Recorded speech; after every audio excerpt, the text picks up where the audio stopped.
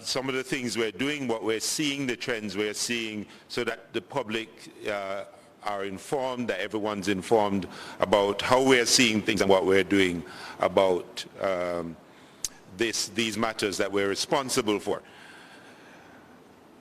So this is part of that commitment that we made. I think in early December we had another briefing, another press briefing, where we had spoken about some efforts that we would be making in December, a surge operation that we did that proved to be very effective in December. And so this is the follow-on. So let me start with what we've been seeing out there, and particularly there have been some cases that have been particular concern to our public. I mean, there are shocking cases, and I think the most recent one that has been shared extensively on social media and even traditional media is the killing of a lady in church in Trelawney. So our response to that killing was quite swift. At the moment we have 3 persons in custody and about to have a 4th in custody for this killing. We pretty much have this case solved at the moment. In the Q&A we'll be willing to allow Mr. Bailey to speak a bit more about it afterwards. But just to tell the public that this is where we are with it. I think some of that came out on social media, but this has been our response to that one. We've also had, and I think it's important, and I'm going to make another point. There's a certain level of degenerate behavior that we have seen among our criminals, our criminal population. We've seen where it becomes a thing that people are willing to kill people for money, and that family members who should be taking care of each other, who should be looking about the interest of other family members, are not doing that, but are instead over property, over wealth, over items, are actually arranging and premeditating the killing of other family members. We saw that, as I say, most recently in this case. We saw it at an earlier case in Trelawney. We saw that in a case in St. Mary, where this sort of behavior has been playing out. My warning and advice in this case, or in these cases, is that even if you're disposed to do that, the likelihood of you getting away with it is quite low. In all of these cases, we have persons in custody. These cases have been solved. There may be 1 or 2 people we are still after, but largely you will not get away with it. So if the property that you think you're going to benefit from by organizing the assassination of family members or persons close to you, or doing it yourself, that you think that you'll do this and then enjoy the fruits of that, it is very unlikely. And we have been aggressively pursuing these, and we have been finding the people in most of these cases who are responsible. We know, we follow up. Our intelligence resources are adequate to find out what has happened in these cases, and our responsiveness and our investigators have been following up very rapidly. Some of these cases are wrapped in 24 to 48 hours, some take longer. But that is the case. So my warning is that we don't do this. The other point that I'd like to make is that what we've been seeing is a certain fluidity of criminal action. People move back and forth across the country to commit crimes, to make arrangements with other gangs to do crimes on their behalf. And because we've seen this fluidity of operation, we have put in measures along our roadways to intercept and interrupt this and to detect. We are getting good intelligence on how people are moving and the routes they're taking. One of the critical parts of why we have advanced the case in the Trelawney shooting so quickly is the responsiveness of some of those measures that we put in place across our roadways. There was a recent case, and I'll just share this quickly, in St. Elizabeth, where a hit was ordered. The hitmen came from Kingston, went to St. Elizabeth and committed that crime. They did not leave St. Elizabeth. We intercepted them before they left the parish, and they're in custody as we speak. So even the people who believe that they should take up this profession, your likelihood of doing it and keep doing it and getting away is shrinking. The space in which you operate is shrinking. Now this sort of aggressive and strategic way in which we are deploying on our roads and applying our intelligence along these roadways also has a knock-on effect, because it is having an effect on things like fatal accidents.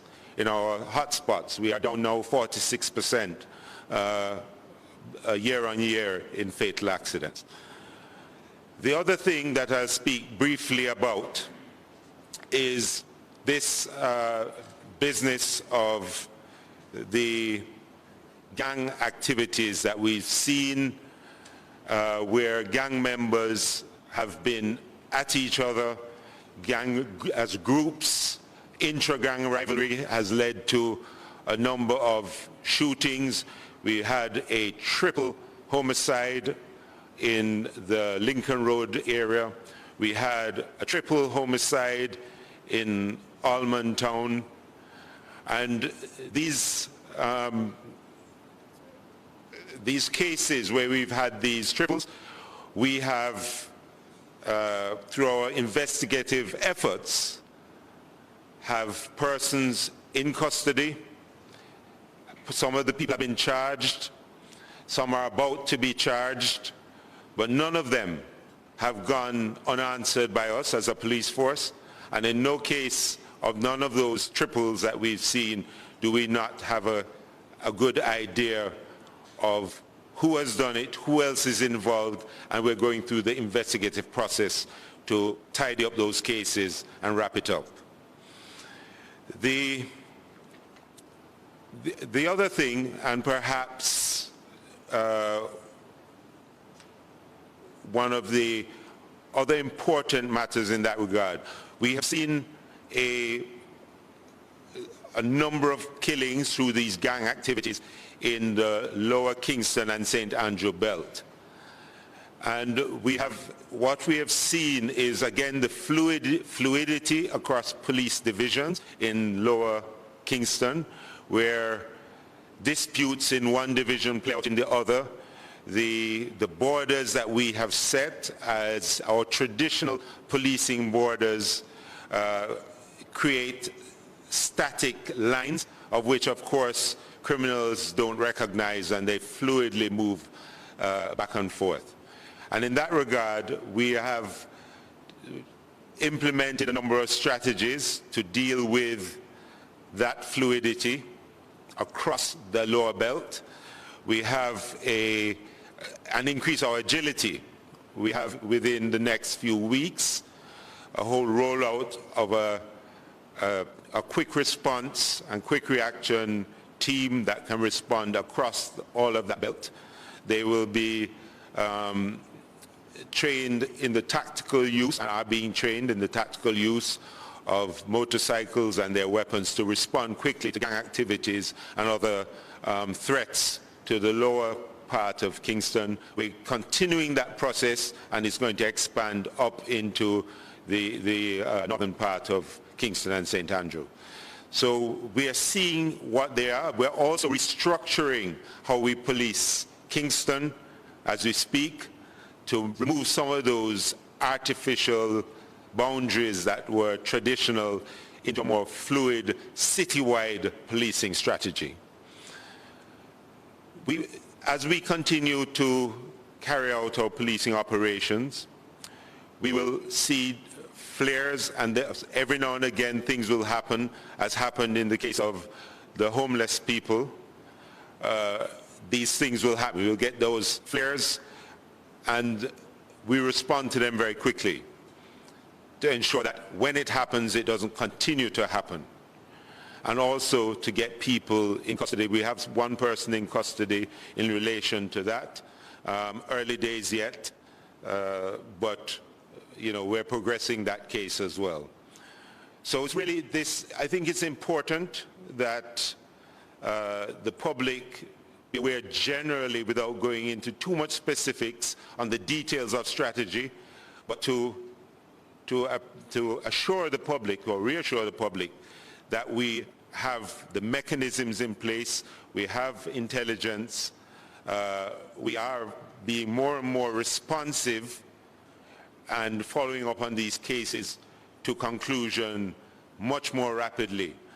And so we're reducing the space with the tools available to us, and we're creating new tools to stop the gang violence and bloodletting on one sense, but to create an environment of greater safety, whether it's on our roads or in our commercial areas, and over the next, certainly over this year, we're focusing on more public safety, public order, whilst at the same time targeting those gang members and criminals who are bent on murder and murdering each other and the families and associates of other gang members.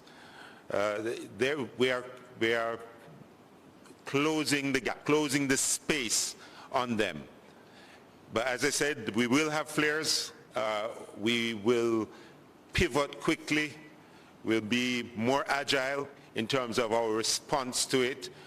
And over this year, we expect to have a reduction in homicides, in major crime, as we got last year, even though at the beginning we've had a brief spike. We will continue to work it and get it down. So I think just sharing that with the public is important. And of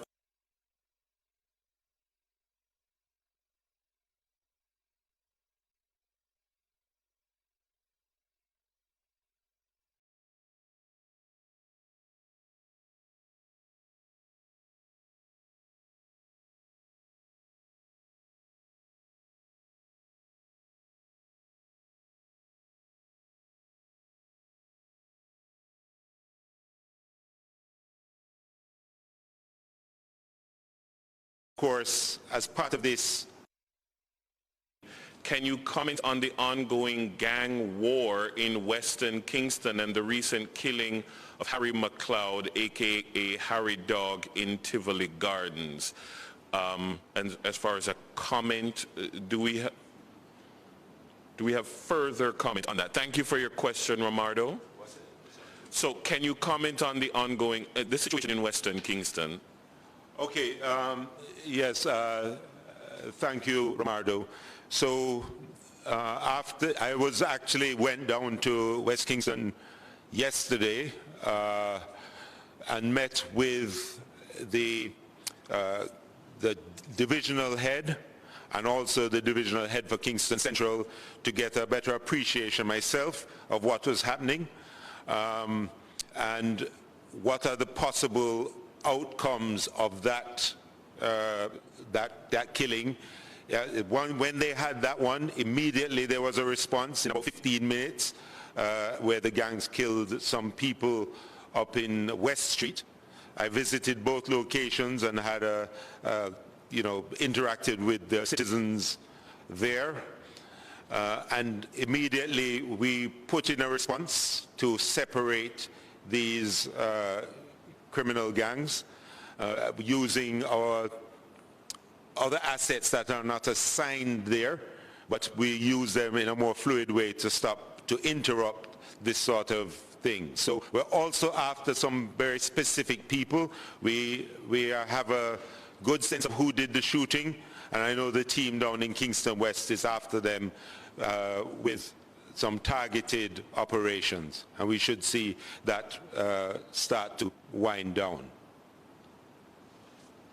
Thank you very much, Commissioner. There are other questions via text, but I'm asking for persons who might want to speak. If you can open your microphones or use the raised hand feature so we can identify the persons who wish to speak, the persons with the raised hand feature. Could you please indicate so that we can take that? We'll take some of the other text-based questions in just a moment.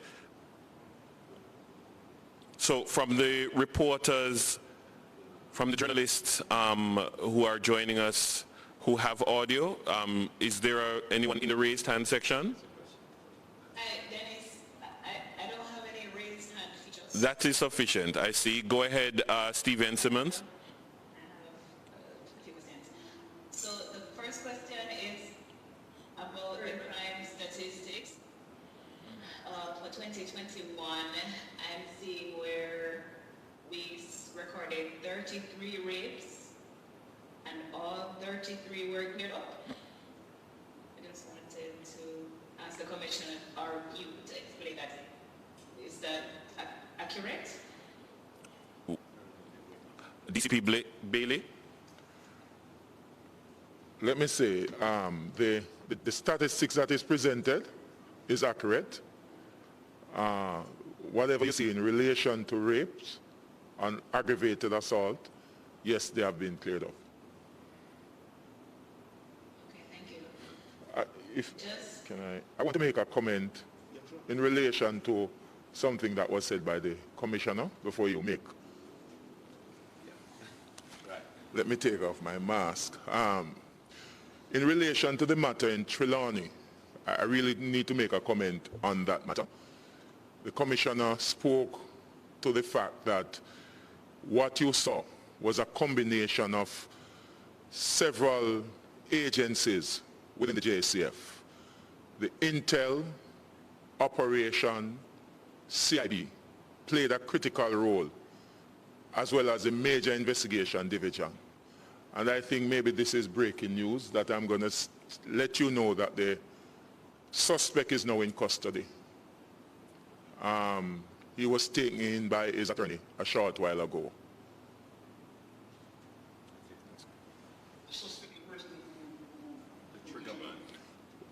Yes, that's a suspect. The suspect who we believe actually pulled the trigger.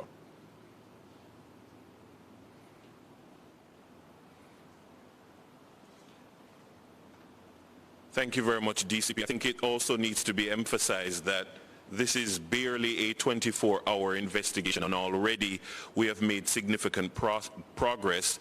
It speaks to the quality of the investigation. It speaks to the improved investigative capacity within the Jamaica Constabulary force, and we indeed commend the investigators on the ground. This is a very heinous act, but persons need to appreciate that you cannot get away with these things. Next question. We have other journalists who would like to ask a question, or should we go back to the text version of the questions or the chat section? Sure. Is that Shamir? Yeah, this is Shamir, bro. Was that bro? Yes. I would like to ask, because I would have heard the Commissioner allude to the no-nonsense approach to dealing with the dispute situation regarding families. is it being said, or is it being confirmed that the reason behind the murder is a family dispute? All right, DCP. Yes, I can confirm that it is a family dispute. Based on the investigation that we have done, there's no other reason. We know that there are other theories that are out there, but it is solely a family dispute. And as commissioners referenced earlier on, that we have had quite a few of these instances. The commissioner spoke about some, St. Mary, in Portland that celebrated a case as well.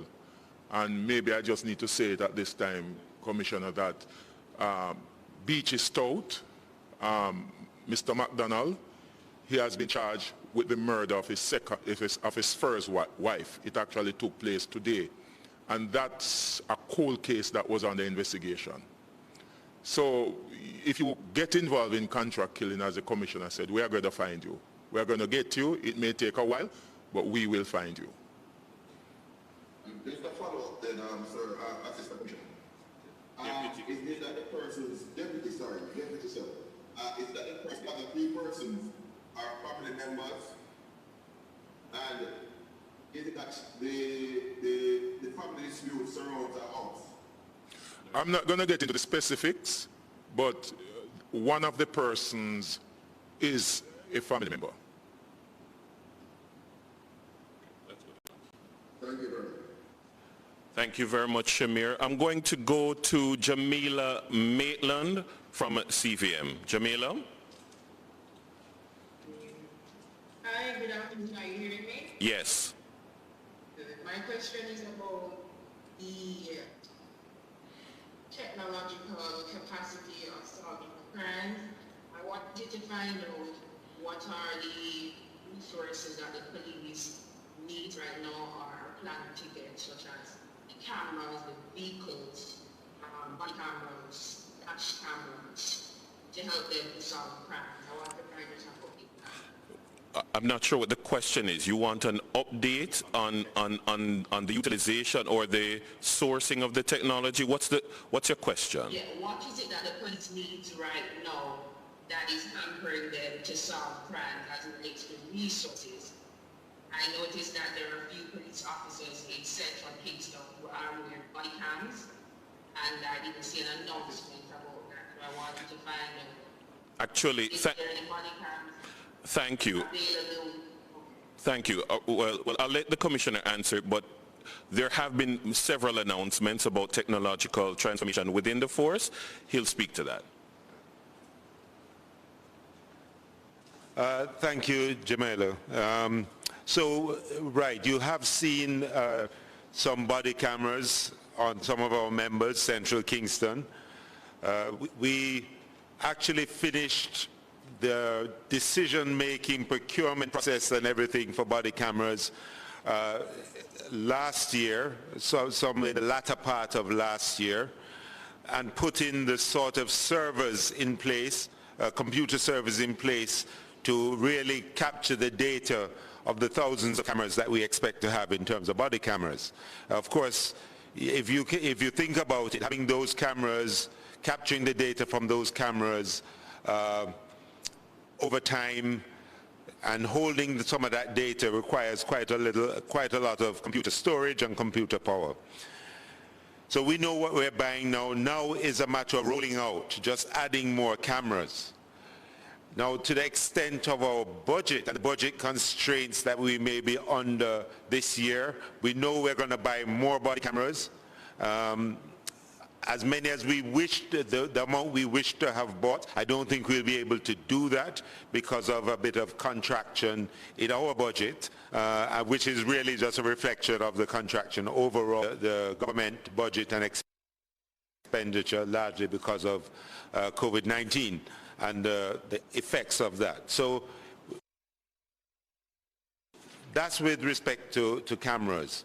But most of these cases that we have dealt with this quickly is because of a combination of technologies, which are those cameras, various cameras, not just those, but closed circuit TV, Jamaica and all of that, plus the intelligence technology that is available to us, plus our ballistics and DNA that is work that is available to us, and and also old-fashioned stick-to-itivity and detective work that our detectives have been doing for a while and still do. And I think probably most importantly, or more importantly, is also the assistance we get from the public in these cases who support us with giving us information on what we do. But we have a whole technology program rolling out. We have 30 major technology projects. They have been delayed a little bit, but a lot of them will be coming on stream this year, including our station record management system, our case management system, the ability to connect what we do across the country. So as the criminals are fluid, so are we in our communications and in our ability to do surveillance. So we have, apart from whatever other responses we have, a lot of our responses are technology driven.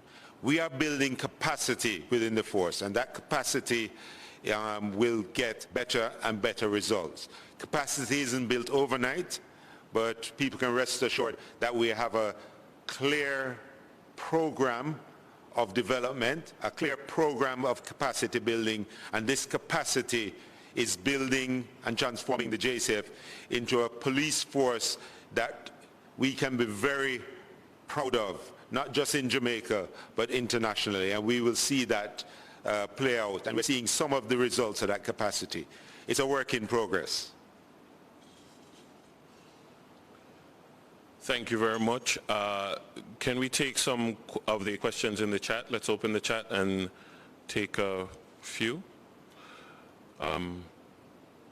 Prince Moore is asking DCP Bailey, how soon do you expect the suspect who was taken into custody today to be charged? I'm not sure how you can forecast that, or if you can forecast that.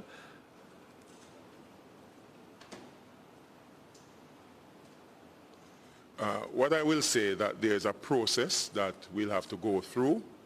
The person will have to be interviewed, and there are some administrative processes as well. So I can't give a timeline, but we are positive that we have the right person. I think that's as far as I'm willing to say at this time. Thank you very much, DCP. I see Damien Mitchell has been waiting for a while. Damien Mitchell of the Gleaner. Your question, sir. Thank you very much. I have a few questions there. The first is, can the head command provide an overall update on the number of cold cases now on record and how many are actively being? That's question one. Okay, let's pause. Let's take one at a time. Yes. The truth is, it's a very difficult question for me to answer. I can do the research.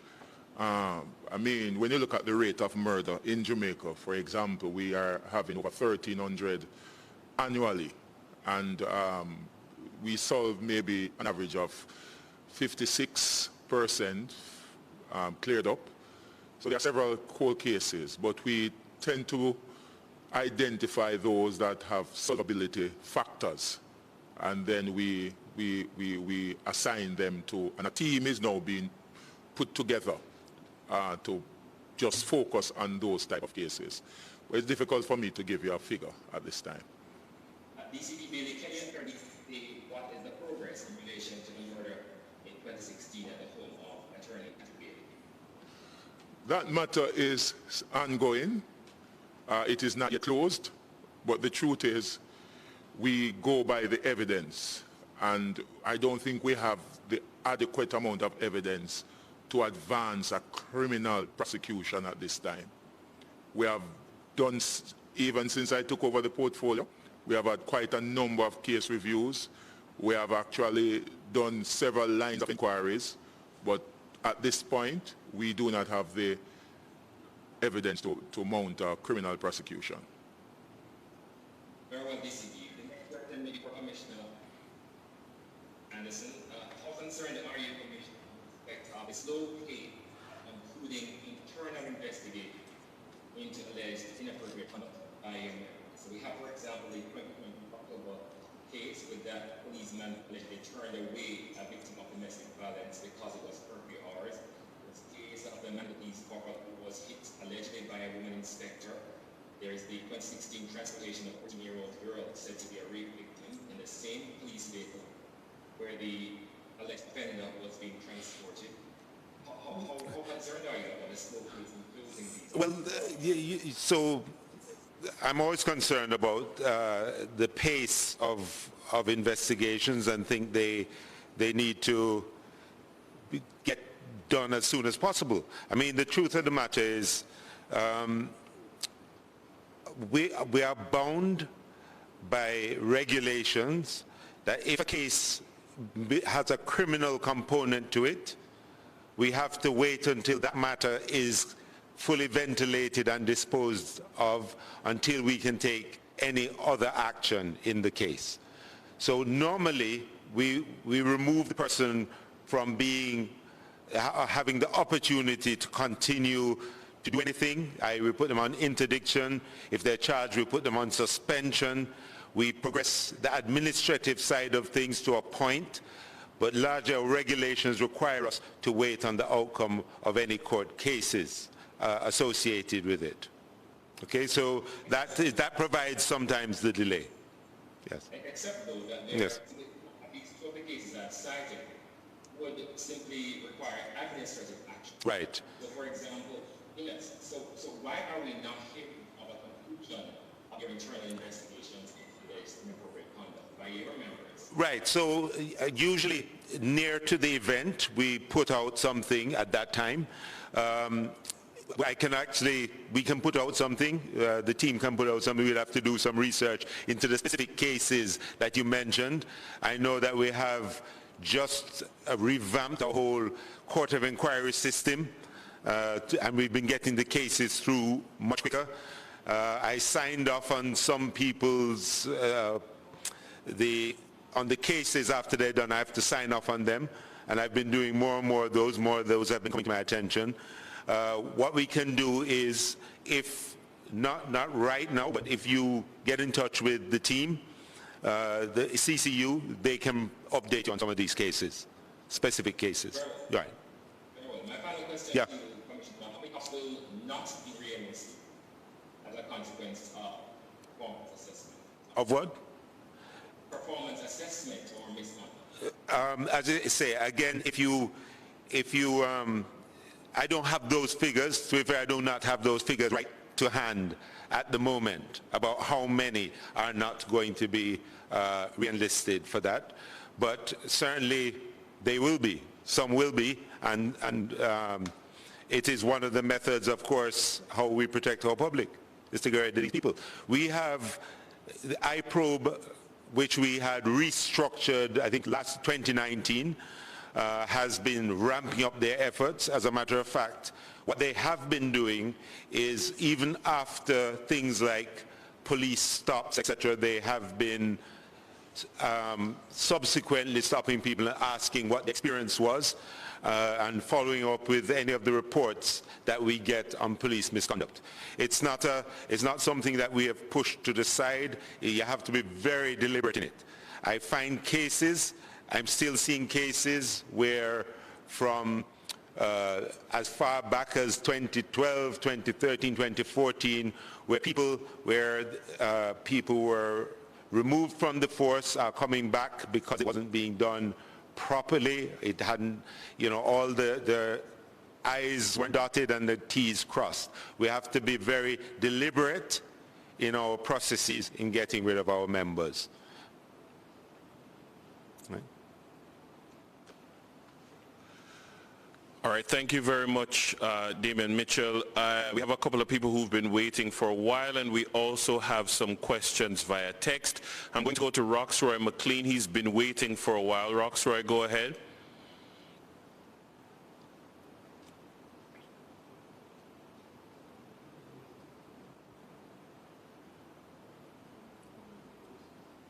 If you could just unmute.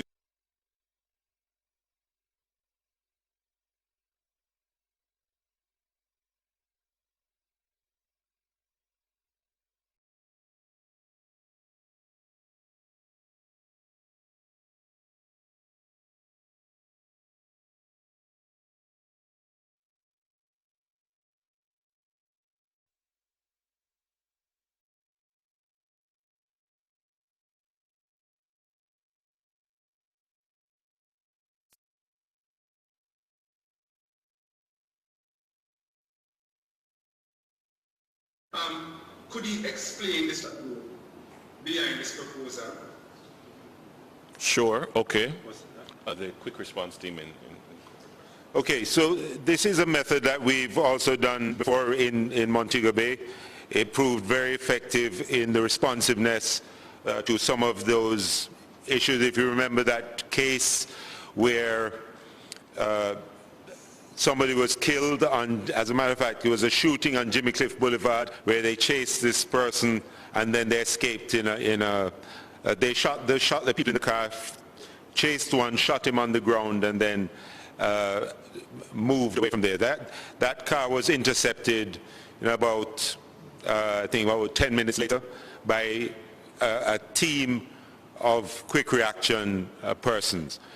So without getting into too much detail about the specific tactics and how you deploy and all of that, once you have criminals operating fluidly from one space to another, moving, committing crimes, and moving to another place, it's important that we also are as agile and responsive. We know what kind of traffic situations we have, we know all of this, so it's clear and it's been shown to be effective to have layered in among our normal patrols, our specialized operations patrols, that we also have a quick and responsive unit that can operate very quickly in the corporate area in spite of traffic. Thank you. Right. And second, we've had 2 major gun busts since the start of the year. Yes. Is the police satisfied that the people are key players or are the intermediaries? To that question, are we going to behind bars? Okay, I'm going to allow Mr. Bailey to speak a bit about that, but I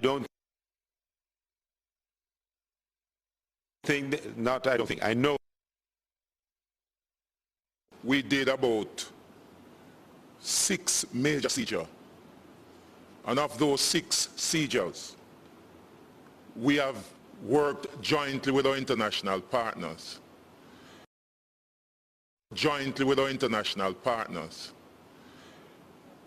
One person was convicted last year in Miami.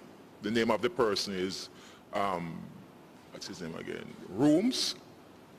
He was convicted. What's his name again? Rooms. He was convicted.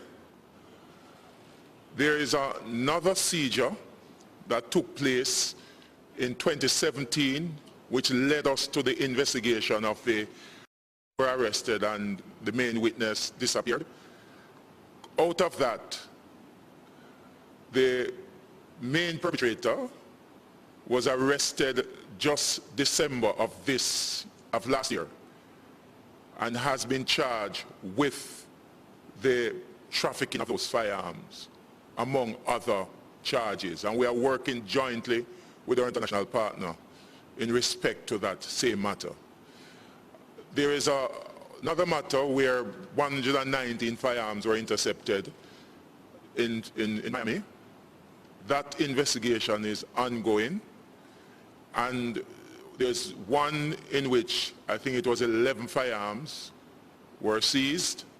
We have actually started an anti-gang investigation. We have identified a number of gang members. We have identified the key players, and we are working jointly with our international partners. We have identified the main perpetrator from overseas, and one of the hindrances, one of the things that prevented us from progressing further is the COVID-19. We are well advanced, and so all of those major finds we have made headway, and we are making headway in those. The last find, there's a joint investigation between the JCF and our international partners, and it is ongoing, and I can guarantee that we're going to get to the bottom of that one as well. Mr. Bailey, before you go, the person that was charged in Miami last year, will you specify which seizure probably? Could you, I didn't hear. Which seizure? Let me just give you the exact one. Just 1 second here. Okay, that seizure was the one that took place, I think it was about 2017 that seizure took place. 19 firearms were actually seized.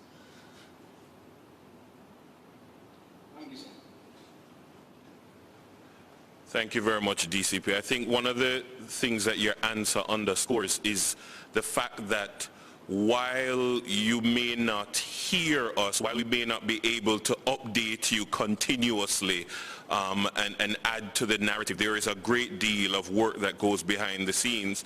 And when we say an investigation is very sensitive, involving our international partners, things are not always as simple as people sometimes present them, and so we can only say so much and no more, but there's considerable work going on behind the scenes in every single matter.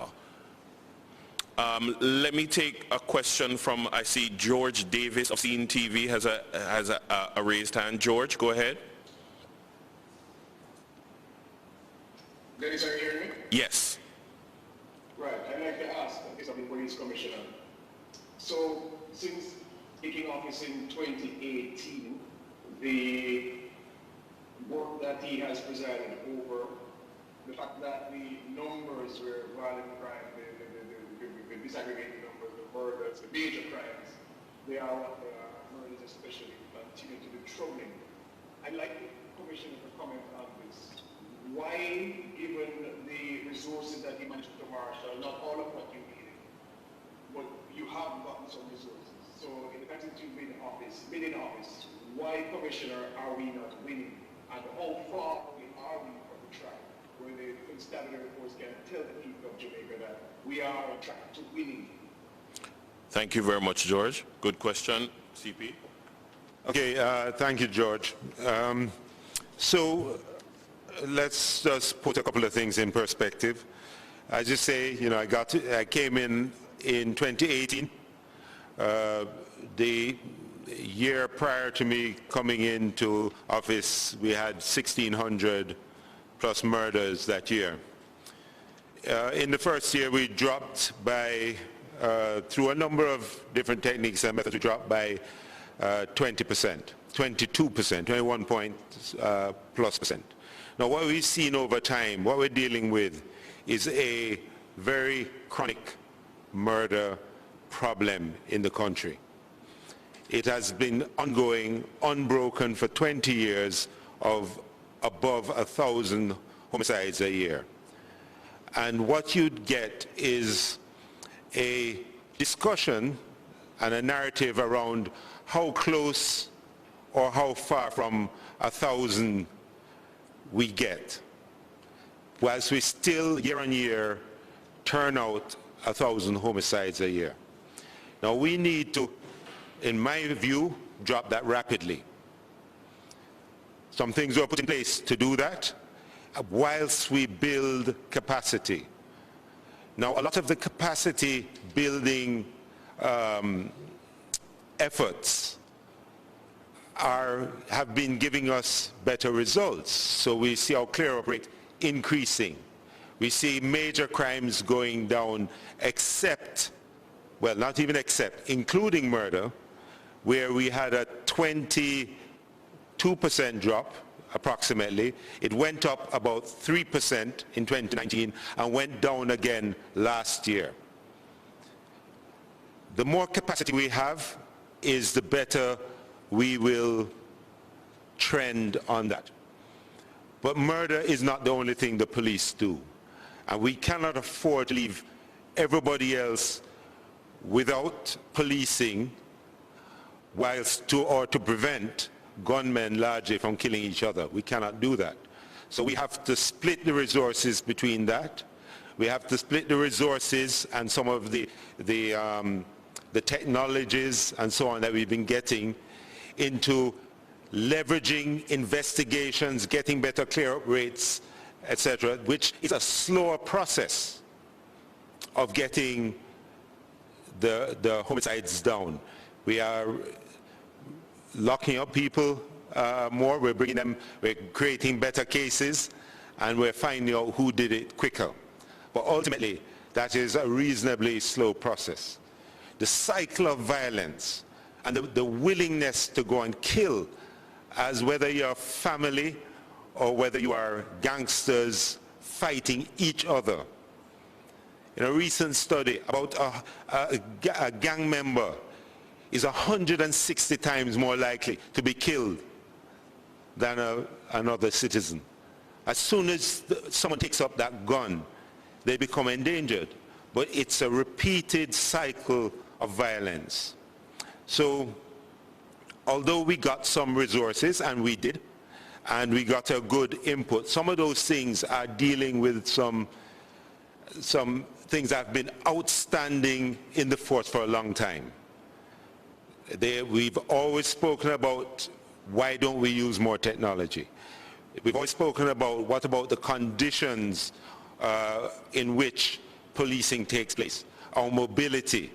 So there's been an investment in that. And we've given a return on investment in the metrics of policing.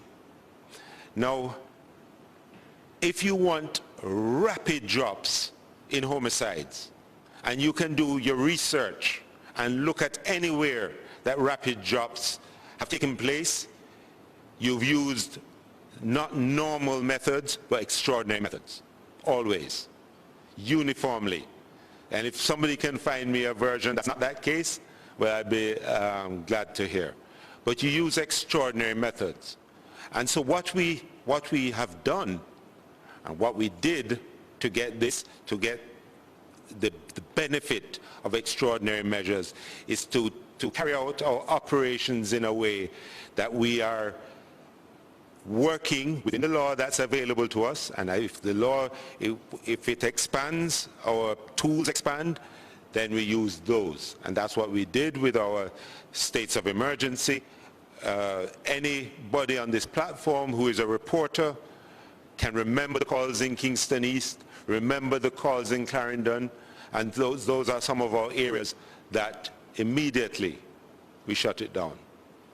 Now, because this whole issue of states of emergency have become somehow political issues, I've avoided speaking about it much.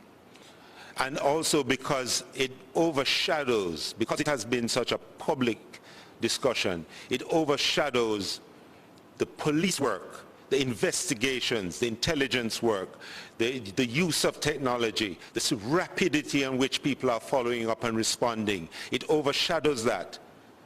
And it can feed a narrative that suggests that the police and the police officers are not functioning sensibly and not responding actively to what is going on. That is not the case. But when you're dealing with a chronic problem, and even if you take a public health approach to it, there are certain features of that that are very clear. One of the things, when we were dealing with COVID, we quarantined, we isolated, and we prevented gatherings, and there are a number of other things, because the responses that we had related directly to an ongoing situation. An epidemic of violence, according to the UN, is 10 per 100,000. Jamaica has been way beyond that, 4 to 5 times that, sometimes 6 times that for 20 years. And the first time we reached up into the 60s per 100, the 6 times that, was in 2005. And sometimes in the discussion, we don't inform our public of what the truth is. And because we don't do that, it's difficult to get them to move with us to get the better results. So this outreach is part of that process, so that they don't have to hear a filtered version, and that people can ask actual questions and focus on what the problem is. The problem is we have these criminals who are willing to murder people for little or no reason, or for money, and we have families willing to murder each other. I'll get somebody to do it, over things like property. That is a reflection on the society and is a reflection of what happens when you allow violence to continue over a 20-year period unabated. So, the methods and the capacity that we build as a force has been applied to the circumstances we find, and so we get gains. Now, they don't happen as fast as we would like. We have, every now and again, we have a blip, a flare-up, and something that is really shakes the nation, the country. And quite rightly, our media highlights this, and that's proper. That's what you should do. And then we do what we're doing now, which is to make it clear on what we're doing. Yes, yes, yes, George. If I may, sure. And I wanted to ask a question about states of emergency, taking on right. politics out of it, because I'm assuming, and I'm pretty confident, that when you drew the approach on paper with your team and met with the government to say, well, Prime Minister, this is what we recommend. State of emergency, the operational objectives are these. We're going to achieve these objectives by doing these things. I'm confident that the results we're seeing are perhaps less than what you would have anticipated at inception, at the point of ideation and then implementation. So if I may, if you may know for a discussion, why is it that the states of public emergency, this trump card that we were expecting to give us significant influence, there has been progress, but not progress behind that would give the public confidence. So, right, but George, remember, you know, we had the first discussion around whether it's working or not. Those discussions started in the back end of 2018, if you remember. That's when the discussions were, was it working or not? By early 2019, that was the case. It is not necessary. All you need to do is some other things. Right. Now, as I said, I didn't want to make this press conference, unfortunately, about the state of emergency, because it has a way of overshadowing all of the other strategies. There is no strategy, no policing strategy that we stopped doing because we had a state of emergency. We realized we had a very chronic and acute problem because we are up at 1,600 plus, and we needed to rapidly bring that down. I can't think that in 2018, I mean, the fact of the matter is, let us just be clear. In 2018, we got in St. James, which had been running at 335 homicides a year, roughly in 2017, dropped to 102. That was 200 plus homicides, and that's what was implemented. Overall, the country dropped by 22%. As soon as we achieved that, it ended. It ended immediately on achieving that. That's a fact. I'm not right. But when you end it like that, it's not so. So the real purpose and only purpose of it is to reduce violence. A lot of discussions have been held around it, that is crime fighting. Let us separate violence from other crimes. What it does is reduce violence. And also, within communities that are high violence communities, if you go in there, talk to the people, there's another feature of it that doesn't arise sometimes. That feature is that apart from those shootings that hit people and murders that take place, there's an overall calm that those communities experience. And what that calm means, much less shootings that don't hit anyone. Now, the shootings that don't hit anyone aren't recorded. They don't become part of the statistics, but they're very much a reality of people's lives in those communities. It's the decision on whether an old person sleeps on a bed or under a bed. Those are the decisions we're making. And I cannot see why the work done and the fact that these people within the community get this benefit, why we would stop it. That is, but I mean, I want to bring us back to what we're talking about. So the innovations, the technologies, you don't get results, you don't put them in place and get results the next day. It's a process of building capacity. It's modern technology, modern police techniques, it is responsiveness. These things give you incremental reductions over time. Now, just as a point, I mean, last year, I think in 2019, Belize's homicide rate went up, went down 24% last year. They implemented states of emergency. I'm just saying, something people can do research on and look at. I am in no way, and we make it clear, hinging everything we do on this. They don't solve these cases that Mr. Bailey spoke about. They are not the ones where we work with our overseas partners to get convictions in the US for people who are affecting crime in Jamaica. They are not, the states of emergency don't do that. All it does is create less deaths in the communities where you have those sorts of problems. All of the public order matters. The crime matters. The fact that we have a 46% reduction in road fatalities and all that.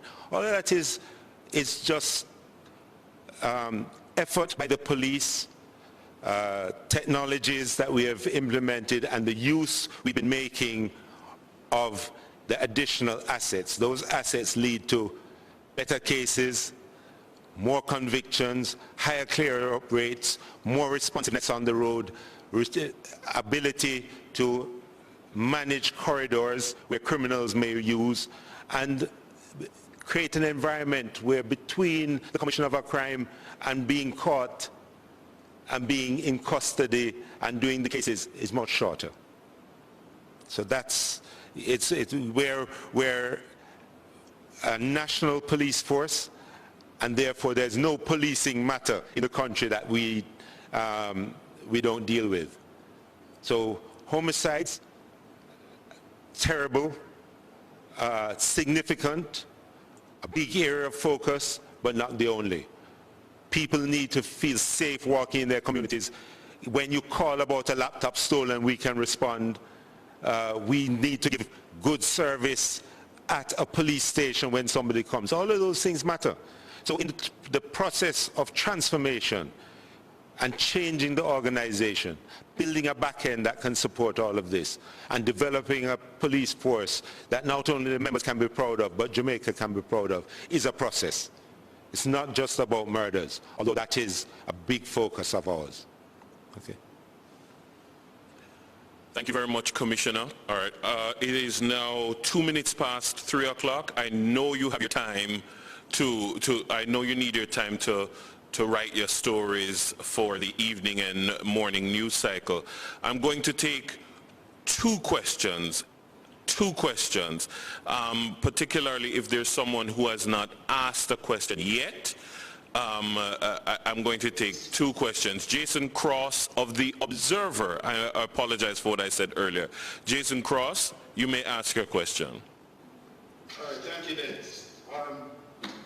I would like a response from either the Commissioner or Mr. Bailey on two quick things. Briefly, what's the status with him? Is he dead or alive? And has there been any results since the shooting incident in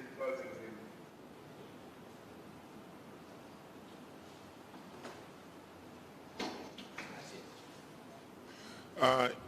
He's alive, and we haven't had a reprisal as yet. We are following everything. We are paying attention to the areas that he is associated with and has connection. But we haven't had any reprisal, and he's still alive. Okay, one thing, Mr. Bailey, before you go. How has the police been doing the constant shooting in Frenchtown? What are the challenges? The challenges, I'm not aware of any challenges in terms of we have deployed adequate resources. I mean, the police cannot be present everywhere at the same time. We are not omnipresent, but we have actually implemented strategy, and if you realize that since recent time the level of shooting is not as frequent as before. What can you tell me about a meeting? No, sir, thank you very much, Jason. You took 2 questions out of the allotment that I had left, and so I will thank you, journalists, colleagues, for the questions that you have put forward. No. Person in the chat concerning an update on the plane crash, if you could take that. Let me see, can we scroll up?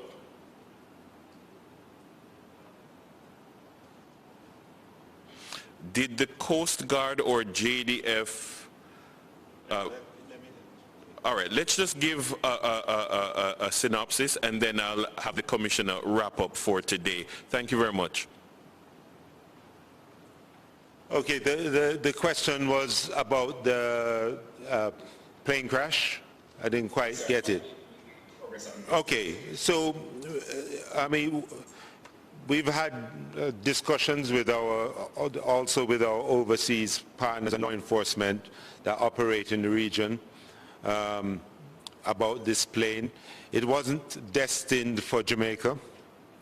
We do know that it's a Mexican registration plane, that the pilots on board, as far as we know, and as it's been reported to us, there was no real cargo on board. It has a profile that, is suspicious, and we are following up. We actually know who were flying it, and this is part of a transnational set of investigations that are taking place. I don't want to go into too much more detail about it, but the plane itself, it just crashed. It wasn't actually, as far as we're aware, carrying any particular goods. Let me just thank members of the media and the people who joined us on our various platforms. And just to say, by way of closing, and I have to do this, and I want to do it, really, is that in December, when we talk about a surge, or when people talk about let's just put more people out there, we are very finite. We have been operating with far below our establishment, and we've gone through a process of trying to build that back up. Now, COVID interrupted that, but we have learned to live with it. And so over the next year, we should be able to increase the number of police officers we have. We have a long list of people who wish to join. And as we do the changes in the force and people become more, they see more of what we do in these engagements, I suspect that number will grow even more. But a surge is a word. I mean, we do, it's an operation that you're doing. But what it really means is over December into this month, that our officers don't go home. It means that on Christmas Day and Christmas Eve, we were going after some of the most wanted, one of the most wanted people in Clarendon, and captured him. But largely, the presence on the road means that those officers aren't enjoying their holidays and all of that. Now, I don't want sympathy for our officers. Our officers do that because that's what they're committed to. But as the police commissioner, I would like to use the platform to thank them for that work, that surge, and the work they've been doing so far. When I went to West Kingston yesterday, the officers were there, they were deployed, they were doing what they need to do. They recognize the challenge that could come out of the killing that took place.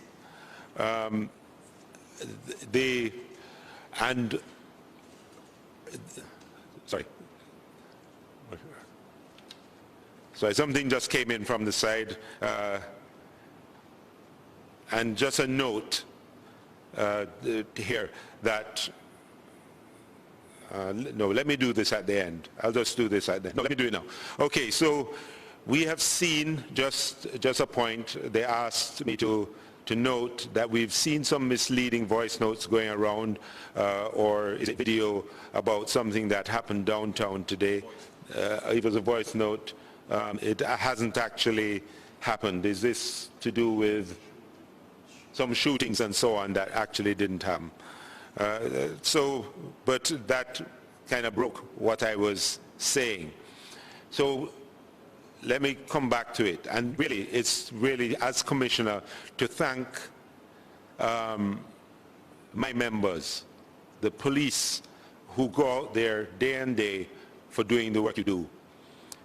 It's, you know, and I have to do it. And you know, one of the things, and I'll just share this quickly. If you want to know something that I would find helpful. Now, for persons who know a police officer who's in the JCF, if you know one or you've seen one who has done something that you thought was noteworthy or good, or just maybe a family member, maybe whoever, if you could just contact them and say, hey, thanks, then perhaps that could assist me in going a long way in getting them to continue to push as they have been pushing. Make no mistake about it, I drive my officers hard, but I take care of them. I've put in welfare systems, medical systems, counseling systems that support what they're doing. And it's very, very important that we do this. So hard work, pushing, counseling, support. That is why, and I'm going to knock wood, for the past 2 years we've had no suicides, which is rare in police forces around the world. And it's not because we're in a low stress environment. It's because we have the mechanisms to rapidly intervene, and the members know about these mechanisms. So, as you say, I'm going to close on this just to say thanks to the members, thanks to the media for actually coming on, thanks to the public. I have faith in my public and I have faith in the media, and together we will get where we're going in this country. Thank you very much. Thank you very much, Commissioner, and thank you very much to you, our colleagues. We rely so heavily on you to put out credible information. As the Commissioner said, there are often times when misinformation is out there and the result is panic and fear. Via social media can be our friend. It can also be problematic, sharing people's information that ultimately is a threat to their own life. So we rely on you so much to put credible information out there. Thank you very much for your questions. Thank you very much, Commissioner and Deputy Commissioner. This brings to an end this digital press briefing. We will be back with you in short order. Take care. Not all heroes wear capes. Some wear scrubs, masks, gloves, boots, and some may even carry a stethoscope. Let's acknowledge our local heroes, our nurses, doctors, paramedics, technicians, soldiers, and our police officers. What makes them unsung heroes? They are selfless. They risk their lives for others daily and commit to putting others before themselves. There are many other persons who are also essential in these unprecedented times, to include you. Yes, you. Thank you for playing your part as we fight this pandemic. Your efforts to stay home and to abide by the measures implemented do not go unnoticed. Please continue to help us keep you safe.